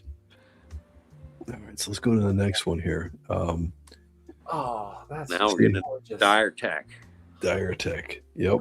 but he's not quite sure what he's seeing. So I thought maybe we could get a good Footloose reference in there with some possible hallucinogenic mushrooms or something. Or no, what do we have? A homemade energy bar. So who knows what Footloose might put in that homemade energy bar? You know. I love the mainframes. Like the mainframes behind them are great too. Yeah. This- Yeah. Is that Red Atlas? Yes, exactly. Yeah. That's what I thought. Because I saw the coffee cup and yeah, the mainframes in the back. All Red Atlas. Red Atlas is fantastic too. Yeah. They did a lot of good stuff. Yeah. Between Sys 3D and Red Atlas, I've gotten tons of background pieces that you can do everything with. They're amazing. Mm-hmm. You're amazing. Yep. that ladder looks good too. Ladders are very hard to build. Yeah. Yeah. That's one of those M Toys dioramas. So that's like a piece that goes up, and then there's like a little walkway up there. That's a really cool piece. Yeah, All absolutely. right. I gotta pick your brain on M Toys, because you've mentioned it a couple times and I am not familiar. What is It's a they do 112 and 16 dioramas, okay. and I think the only place that I know of that really carries them is Big Bad Toy Store. Okay. Oh, I think I know what you're talking about now. Do they have like they make some metal ones? Right, some metal ones, and then the others are like I guess it's like I'm not sure what that material is. They're sort of it feels like concrete, but it's not. So, but okay. So like maybe a plaster or something? Well, it's sort of a plaster. It's not. I don't think it's plaster though. Okay. The word's not coming to me. I know what it is. I just can't think of it. Right on. Right on. What's up, Talib? Yo, I'm Tal. trying not to win too much over on you, buddy. Oh, yeah. Grime City pieces are really nice, man. They're a little expensive, you know, but Okay. I really like his pieces. Look great. He had a book. He was making these books with stickers Mm-hmm. to put on dioramas, and they were like graffiti. Do you know what I'm talking about? Cool. And I used those. I bought a couple of those books, and I used those on dioramas that I made and sold. So I don't have them anymore. But they were really nice. It's like 112 graffiti, basically. Okay. It'd be a little, and he'd send out like a little booklet, like a little 2-page booklet. Mhm. That's the guy from Grime City. I don't know if he continued to do that or not, but I had his first two, and they were really nice. That's awesome. Yeah. So that was just included with, or you could just purchase a book That of was it? purchased separately. Okay. Yeah. I'm not sure. Like I said, I'm not sure if he continued to do that or not. Yeah. They're so expensive. That's right. Yeah. It's They like are. you really have to be picky. You got to be really selective about those. They are really expensive. Fortunately, Big Bad Toy Store's got the $6 shipping, so that makes it a little less painful because those things are not cheap to ship. No, that's it. Because they're so big. It's a sizable package. Yeah. And some of them, depending on the materials, can get weighty as well. Exactly. So, So, yeah. So you're gonna pay the price on shipping a lot. well, It's like- you go to BBTS, it's $6. So you really, they hook you up with that. So, and I know some guys will spend the extra money to, for the extra care for the shipping, but I've never done that, and I've never had a problem. No. Yeah, me neither. Absolutely. The $6 has always been no problem whatsoever. And now, good. Now I'm seeing that BBTS they're starting to carry another company, another 112 diorama company that's got a little bit more modular pieces. Okay. And there was like a shop, and then there was like another thing where you could add onto the top of the shop. But those have just popped up like in the last month or so on Big Bad Toy Store, and it's a newer manufacturer that I'm not too terribly familiar with, but man, they look great. Just another thing that's like $200. Yeah. All right, Abby, thank you so much for hanging out. We're on our own, no Abby. So now we can talk. No. So yeah. Someone was mentioning too here. Hit up Michael's. Yeah, a lot of stuff. Yeah. Mm-hmm. Yep. Right. Especially around holidays. You can get a lot of skeletons and skulls around Halloween. You can get some fun, different pieces at Christmas. Like, so holiday times are also good times to go there too. Right. That's right. Mm-hmm. Well, one of the things I picked up, and I still haven't actually used it in a shot. I keep forgetting. I was, and I bought it for a specific shot that I never actually did, and it was Bone Collector from Bone Collector version 2 from the Action Force line. He's got that heavy minigun, and I wanted to do a shot where there was like kind of bullet shells everywhere, and so I went to Michael's and I got this like tube about like this tall, X amount, this kind of small, filled with beads, and they were very short copper, like tubes, little tiny copper tubes, and just kind of spill them around the floor, and they would work for bullet shells on the floor. Yeah, I still haven't done the shot though, so maybe I got to get back to it because I got to do that now. I do. We're going to be expecting to see that. Walking around Home Depot also helps sometimes too. Yes. Yeah. Yes. You can go in like flooring section and you can buy small, like you can buy tile for your floor. Yeah. You can use that as a flooring, and they have small packages. So if you bought a small package of tile, they will sell you sometimes, or they'll give you samples to take home of different either flooring patterns, wallpaper patterns, and things like that they'll just give you as samples, so that you just and you're like, I only need a 6x6 for my space. Thank you. I'm gonna go see what it looks like in my kitchen. Sure. Right. So like, there are ways to kind of do it on the cheap if you want to do too. Yeah. Right. No, that's smart. That's very smart, because you could utilize that and glue it onto some cardboard and just set up that as the backdrop, and then the floor. And so there's a lot of different ways you can do it. It doesn't have to be an expensive venture. Sometimes it's just got to be a creative venture and figuring out. Chaotic. What's up, Chaotic? Yeah, that's next hobby. FEXT hobby. That's exactly right. That's exactly what I was talking about. Those new pieces that the diorama pieces that are up on BBTS. They're doing a Toys R Us dio, but it's only available in China. And I'm like, I don't know anybody that lives in China. Right. Yeah. I'm not gonna get it, but I No. want it badly. That would be very cool. Yeah. Christmas is Michaels actually has a lot of Christmas Town dioramas. Yeah. Yeah. It fits some 112 for sure. Yeah. You never know when Cobra might invade a nice Christmas get together. Yeah, Mhm. absolutely. That's right. It happened in the cartoons. Come on, they made that So work. you They need made that stuff. That's Absolutely. right. You need that. We need that stuff. And that kind of stuff creates for fun photography too, because it doesn't always have to be serious. It can be Yeah. silly. Yep. You can have some fun with it and just get Or- ridiculous. Yeah. Yeah. Plastic Platorium knows about getting ridiculous and having fun with it because we've done that quite a few times with the Savage Crucible collabs. Just silly weirdness. It's fun. Love it. All right, let's go to your next one, Sean. And I love this one. This one's awesome. That's great. Very intense.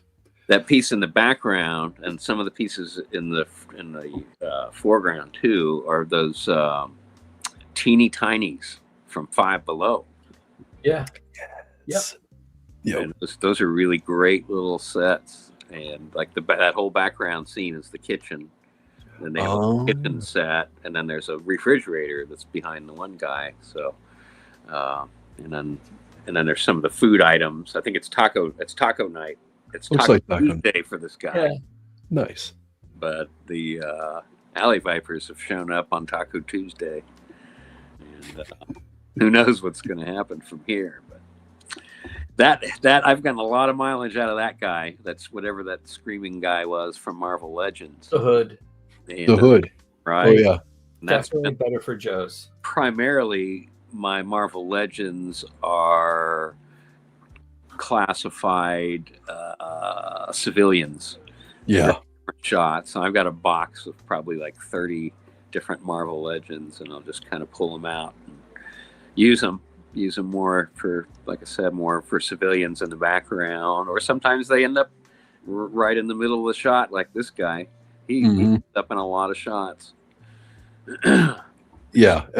It's a perfect head sculpt for that, for sure. Yeah. Yeah. 88 mentions. This shows the importance of head sculpts with different expressions. Right. 100%. Yep. Real quick, Billy, great show, Lou. I'm sorry I have to bounce out early. That's okay, brother. It's good to have you in here. Good to see you as always. Thank you. I'm glad you enjoyed it, and thank you for coming and hanging out with us. Thanks, brother. Yeah. Yeah, and that's it. Like you said, I've got a couple of the Marvel Legends suited characters for the same exact kind of thing. And you know what? I think I got the idea from you. So it's a possibility of that. Love it. But yeah. And I, Falaverse that's actually given us like some street thugs. yeah. Yeah, they look great. So they're going to get me now. They're going to get me. They're going to get me by some of their figures now for sure. Yeah. Well, Those look fabulous. I agree. They're gonna be great for a lot of different things, photography wise, for sure. And the other ones, the Big Bad Workshop stuff, those suited characters that they've been doing, Yeah.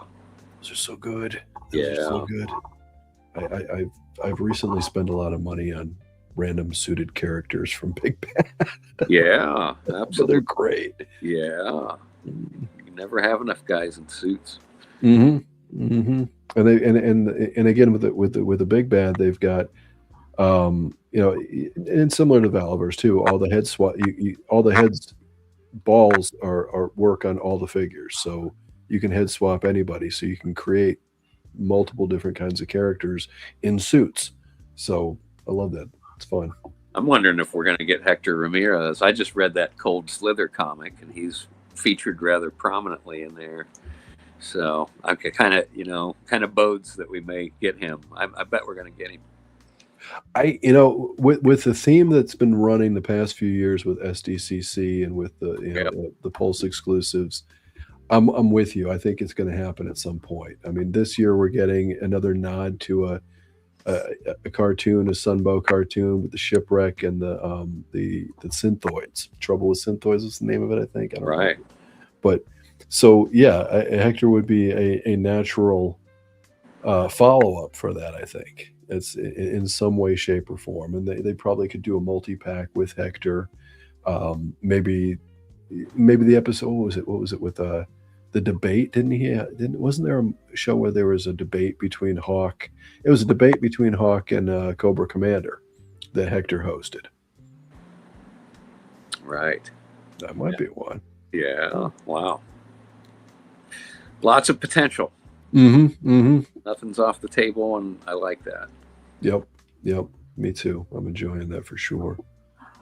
Yeah. See, right here, Marvel Legends Matt Murdock was at Ollie's for like $8. Yeah, I grabbed one. They only had one left when I found it, but yeah, it was from the Spider-Man movie when Matt Murdock was right. I wanted to get that one, but I missed it. Yeah, it's a good one. If you can get it for cheap, it's definitely a great one. Right. Civilian characters. All right, so we've got. I'm just checking here. We've got one more, which is okay. We're going past our normal time, so that's perfect. So yeah, I love this, and this is some of your flame stuff that we were talking about before, right? Right. All right, talk us through it, please. I can't think of the manufacturer of those flames. I want to say it's like Famous Yamaguchi or something, maybe something similar to that. Okay. But they're really nice flames that catch the. Yeah, I think so. I think that's right. That catch the light really well. So this is probably one of my least favorite classified figures, being Barbecue. I don't like that he doesn't have an unmasked head sculpt, doesn't have a sidearm. So I always kind of make it a point to sometimes shoot the figures that I don't want to shoot, or that I just tend to forget about. So he's definitely one. He's definitely one of those ones. So, and I find with that approach, it kind of it starts leading me back to those characters, because it got me thinking, well, those axes are pretty lethal. He doesn't have any guns, he doesn't have any sidearm, but he's got 2 axes, and they're pretty lethal, and he can do some damage with those things. So, right. So this bat's on fire, and rather than do the nice thing and put him out, he's going to take a swing at him with that axe and do some serious damage. Again, kind of trying to get a little bit creative with the lighting and also a little bit of digital enhancement with creating the shine on the blade and stuff like that. So, and then that's another one of those dioramas in the background there. That little broken brick wall is another. It's another smaller diorama from M Toys. Okay. I think there's probably another one behind the bat there. I'm not sure which one that is, but I've kind of, what I started doing a year or two ago is I actually went into Michael's, and I found these big. They were like, it's probably like 3 feet across by 2 feet down, and they're just like blue sky, blue sky with like nice Simpson clouds, nice white clouds. And I'll just put those in the background now. If I got a dio I feel like it's not quite big enough. And kind of like you were talking earlier about, like, how do you get those big wide shots, and what's the process for getting those wide shots? And for me, like, the problem was always like, man, I don't have enough diorama to take a big wide shot. It's like, my diorama's not big enough. How do how do I increase the amount of real estate that I got for this photo? So that was kind of one of the things that I started to do that really helped me to just create some more space and give me a little bit more to work with in terms of trying to get the whole figure into the shot. And sometimes you might have a shot with 5 or 6 figures, and you want to try to get all of them, all their entire bodies in the shot, and you got multiple people. So again, it was just kind of solving that problem of, I don't have enough diorama. My diorama ain't big enough. Yeah. And that will be, that can be a huge challenge with it is, the wide shot, for sure. I mean, You can solve that by going outside, which I don't do. So, but that's a great thing to exactly the big backdrop type thing to kind of fill up that space as much as possible that other things can fit in between. So, how do you guys feel? So you mentioned you don't shoot outside. Khalil, do you ever like to shoot outside? Yeah, I mean, I don't usually, just because I don't want to lose a small piece. Right, exactly. But that being said, if I'm bored and I have a figure with me, I'll go outside and take shots. Like if I'm driving somewhere, I'm reluctant to take my stuff outside too. But I made an exception earlier in the spring when the weather got nice, because I decided I wanted to get some shots of that rattler, and I have not really been able to get anything satisfactory inside. So I went outside on my patio, and I did some shots with the rattler, and then I went out and grabbed like the stinger and the his tank and a couple things to sort of set in the background, and it turned out pretty nice, and I was pretty happy with the results. And it took me a couple hours to get everything set up and carry all my stuff outside, and I think the neighbors might have been watching me. Probably. That's okay. Let them watch. It's the labor of like carting things back in and out for me. Yes. Like I don't want to, like I don't like carting everything in and right. out. So like I'm lazy that way. But I like the tighter shots. So like I get, like I like this, like you're in the action. Yeah. Like catching a moment. This would be a close up in a movie, in some way, shape, or form. Right. With the explosion behind them, have you ever thought, or have you ever used the light behind some cotton balls with some dry brush? I have not, but Okay. I've seen it, and it's certainly something I'm thinking about. Yeah, and sometimes I think you could get those little they sell them at Michael's and stuff. Those like bottle lights. So it's like just like a strand of lights that you can then hide the box. And if you leave them inside the cotton, dry brush the cotton, like you get a really good effect of like smoke explosion. So Yeah. I thought that's what you did here at first until you told me where you got those effects. So Yeah, I just kind of took a chance on buying those effects, and I'm really glad I did. they're great. They're great. I love them. They do a lot of good. Bandai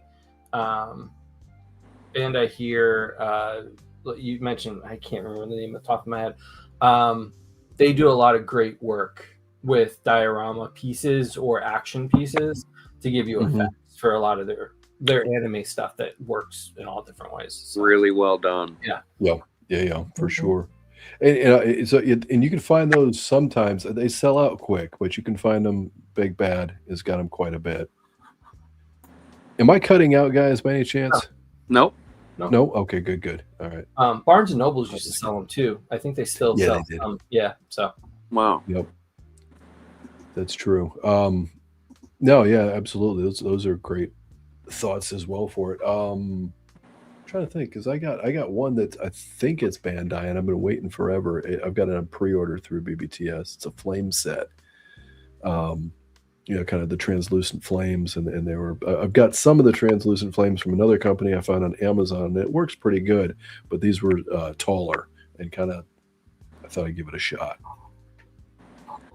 Yeah, there's another guy who makes explosions, and he does a really nice job building explosions. And I've thought about buying one of those too, because they look so good. Yeah. Are you thinking of Art G by any chance? I believe that is. I believe that's it. Yeah.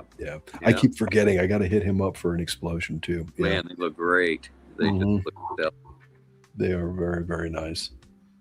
And I was wrong, by the way. We have one more photo to look at. Oh, cool. And yeah, so I apologize for that, but we got one more, and I like this one a lot too. So let's bring this up. Oh, there we go. that's gorgeous. Thank you. Really great shot. Thank you. Talking about trying to get a good shot of that rattler, and this was one I took inside with a diorama behind him. So Yeah. and I just love that Wild Weasel unmasked head sculpt. I think it's really well done, and it's got a lot of pathos to it. Even though I kind of think he's a guy with a big ego, you know.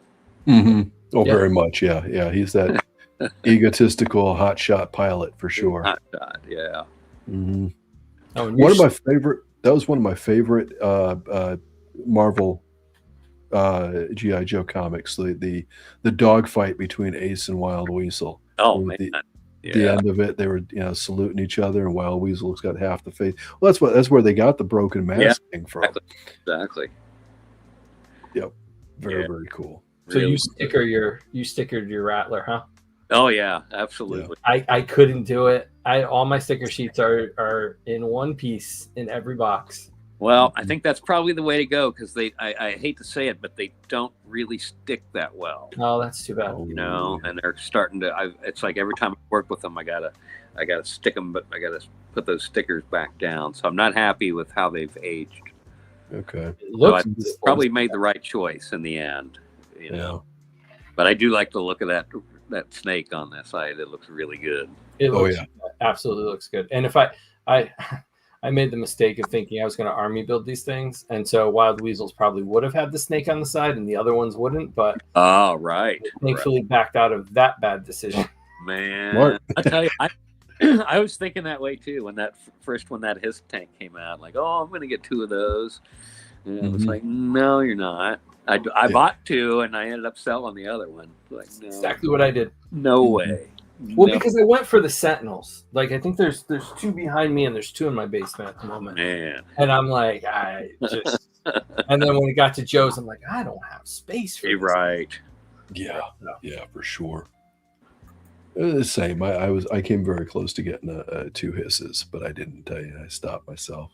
Mainly, I stopped myself because of the money, and then when it showed up, I was happy because the size. It was like, yeah, okay. Yeah, And- no way. No way. Mm-mm. I think it's a good thing that they're not doing one this year. You know, I think we need a break. I think they're going to, personally, if you ask me, I think they're going to move to direct to consumer like Yeah. Marvel did. Yep. I think think we're you're going to right. see more of the Hiss tank. I think the Hiss tank was a success, the Arctic one. And I think we're going to see more of that for like the Thunder Machine and maybe a Water Cobra vehicle. I hope so. I sure hope so. Yeah, Yeah. yeah.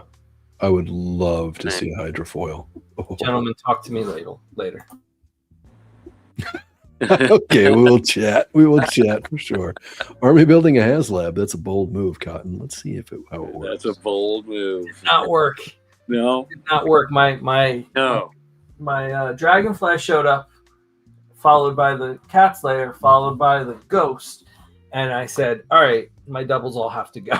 Yeah. Holy cow. For sure. And chat, I'm not ignoring you guys. I'm flying solo right now, so I'm trying to, and I'm not good at it yet. You know that. Abby had to leave because he's doing Talib's show this evening. So He We're needs riding the solo. practice. I do need the practice. It's Oh, fine. I just want he to needs the I'm not practice. ignoring. You're doing great. Oh, he needs the practice. Abby You needs said the Abby. You're doing fine, Lou. Thank you. Hang on. I got a couple we got to bring up here real quick. 88 says, this might be too ghetto, LOL, but for fog smoke, I use a vape. Hey, Me it too. works. There Yeah. you go. See? Take a big puff off that spleef and blow it right on them figures. It works, right? Hey, there you works. go. Absolutely. Absolutely. The toy Not that visuals. I would ever do anything like that. No, no. Oh, it's legal in Connecticut. It is legal. Yes. Outside isn't bad once you get past the friction. Conditions, bugs, figures falling, etc. Yeah. Yeah. 100%. It's a little rough. Yeah. I even though I really enjoyed the one time that I took my stuff out and did a couple nice shots of the Rattler. I'm like you said, it's kind of it's stressful bringing things outside, and it's a lot of worry. Mhm. I've lost more parts in my living room than I have outside, to be fair. Yeah, I get it. I get that too. For me, I think part of it too is getting anything dirty, getting any of my figures dirty. Right, It's right. like, oh, No, don't want to do that. I can't do that. I'm with you. I'm Yeah. with you. Try to keep things clean. I don't Meanwhile, know. I'm in here like that. this. Right? I know. Oh, dude, you're breaking my heart. You're breaking my heart, man. God bless that figure. I hope that wasn't one of those ones with little glasses. No, I'm not that dumb. Those It was big a eyes. McFarlane superpowers. It'll be fine. The Man, chaotic. those little glasses are the bane of my existence sometimes. I really Yeah. wish they'd really do the dreadnoughts that don't have the attached glasses. And just- Yeah, it's not great. Yeah. But it's nice to have like the shot of Buzzer earlier. It's nice to be able Right. to take glasses off for something like that. But man, just those especially were just really, really. with Monkey Wrench, right? I mean, I know he has a longer hair, but like, there's ways to do it. Yeah, yeah, Right. yeah. Right. Yeah, no, I'd agree. Monkey wrenches worked, and I'll say Ripper's glasses are good because of the way they fit. They Yeah. I've never had them fall off or anything else, but Buzzer, you look at them funny and they fall off. Man, It Well, does, yeah. I was worried that the Cold Slither set was going to have alternate heads with the glasses on. Oh yeah, man. I thank God they didn't do it because I didn't get the Cold Slither set. Okay. I love that set. That's one Me of my too. favorites. It's gorgeous. It's just It's something awesome. that was like outside for me, outside of my. Gotcha. Yeah, I think. Yeah. I think. Yeah, it's one of those that if you can skip it, why not, right? Yeah. Yeah. Any of them are like that, yeah. That was one I was like, I have to have. Oh, again, Sean, you and I are musicians, so of course we had to have No. that, right? No doubt. Got to have that one. Got to have that one. And that was the one that was like, oh, they only have a few. And we were freaking out. Of course, Yeah. that was not the case, but that was No. one of the ones where people were going, I'm going to quit the line because I can't get Cold Slither. Of course. It always every year, man. Every year. Yeah. Well, and I think you can still get Cold Slither now on Pulse. I think it's so. I think so too. Still there. yeah. So everybody breathe, relax. For this try. We'll be all right. So 88 says Abby 100% sitting and kit bashing. Yeah. We were doing that last night with Sudahuba. He's probably doing that live on the air tonight too. Absolutely. All right, so we are hitting 2 hours almost, which, like I told you, and I hope I didn't keep you No, I've had longer, Sean. Okay, Had a ball. good. Thank you. Pleasure. Me too. Yeah, it was great. Um, Great talking. Absolutely, this was. I thank you guys both for sure. We knew the wrap up and all that good stuff. If first off, Sean, if you want to give us some details on you, where can everybody find you? Yeah, Anything I you wanna- just lost my Instagram account, so I'm working with a new Instagram account now, starting from scratch, and that's Complete Carnage Photography, just like you got it up there, and then also have a YouTube, and that's Complete Carnage Toy Photography. So we'll do some reviews and kind of do some. Everything is definitely geared towards G.I. Joe classified photography. So, I'm not super active there, but I do try to post mainly photography up there too. And also I'm on X, and it seems to be like there's a good, kind of a growing photography community on there too. Yeah, that's what I hear. I just feel like I'm getting good interactions on X too. So, and I lost my Facebook account, so I got to get the new Facebook up. And I did set up the G.I. Joe Classified Photography group on Facebook though, and that's Okay. still up. So and it's a good place to post and look at photography specific to G.I. Joe Classified. Mhm. Excellent. I think I'm part of that group too. I didn't realize that you set that up. Yeah. That's awesome, man. Good. Very, very cool. All right. Khalil, what have you got for us? What can we expect to find? Follow me on Caster's Corner. No show this weekend, and I'll be on. Actually, on Thursday. I don't need the practice, so I'm good. I could do Definitely. this. I can just do this. Just do this all night. Absolutely. No, you're good at it, my friend. Uh, again, seriously, everything. Sean, thank you so much for coming hanging out with us tonight. It's been so good to talk to you and get to know you a bit. Talk about your work and your photography and your journey in collecting. Thank like you I guys. said, Out of all. I've enjoyed it. Yeah, you're very welcome and thank you. But I've been enjoying your work for quite a number of years. So great to get to face to face and see the man behind it. Really appreciate it. It's been fun to talk about it. Thank you. And I want to give a special to Destro's Design as well, because when he got you on, I was like, oh, yes. So I reached out to Destro. I said, I think Sean would, come on, and he thought it'd be a good idea as well. So Awesome. He's a great guy. He is, for sure. He is he's one of the best. Yeah. And Khalil, thank you so much as my guest co-host. I always always like hanging out with you anyway. Appreciate the backup, the support, the Anytime. being part of taking the shot. To everybody in the chat, everybody who's replay, I appreciate all of you guys. It was great seeing you guys interacting in the chat. Replay squad, we always appreciate replays as well. Kind of set up for the rest of the week. Tomorrow night is Plastic Journey and 9 p.m. and I unfortunately do not remember who our guest was. And that's all on me. I have a lot going on, so I apologize for that. But don't miss out. Plastic Journey tonight is you know what? Wonder.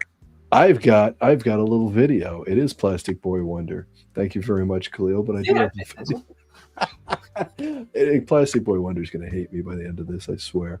I apologize, Plastic Boy Wonder. So Plastic Boy Wonder is our guest tomorrow night. That's going to be a lot of fun hanging out with him. Talking about his collecting journey. Next week, I don't have a video for next week, but I do want to tell you guys next week's I'm excited for. We kind of started this and tested the waters a few weeks ago with the G.I. Joe community spotlight show, where we were showing off all G.I. Joe photography. We did that for the month of Yojo June. And so then we everybody kind of liked and enjoyed how that happened and how that came to be. And we got to show off a lot of photos from a lot of great people. So we said, we're going to do a theme every month. And so next week is the month of July's theme. And our theme for next week is Savage Crucible. And so it's going to be Savage Crucible photography from you guys. So if you've got Savage Crucible photography that you'd like to submit, send me a DM, do a hashtag taking the shot FFC on Instagram, or send me a DM on Instagram. You can post on Facebook on our Figure Fight Club Facebook group. First 15 will be showcased next week on the show. Anything after that, we will certainly showcase on future shows. We do have a few slots left. We don't have all the slots left, so time is running out.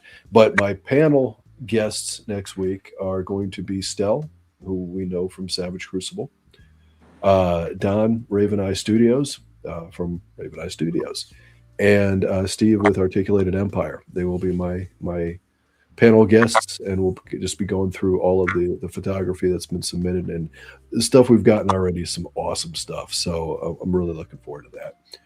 Again, everybody, thank you so much for coming out. Good to see you guys. You can find me, LucidaBase3, on Instagram.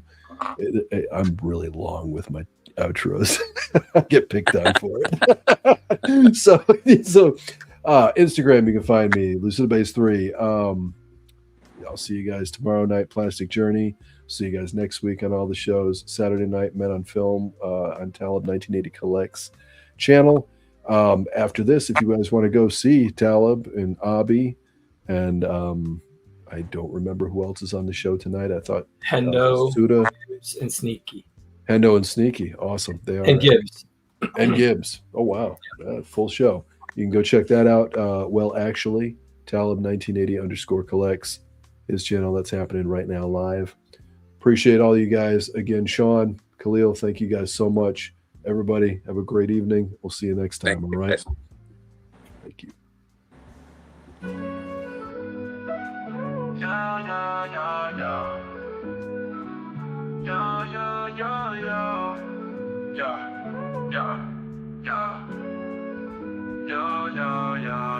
As we wrap up tonight's fun, the figures in talk, so we've just begun. Join us next time for thrills anew. In the world of Figure Fight Club, it's all for you. Make sure to subscribe and smash that like button. See you next week on Figure Fight Club, stay strutting. This isn't goodbye, it's just to see you later. In the meantime, go check out another creator. So keep your figures on display until we gather here someday. Remember the tales and the laughs we shared. Here at Figure Fight Club, you're treasured and cared.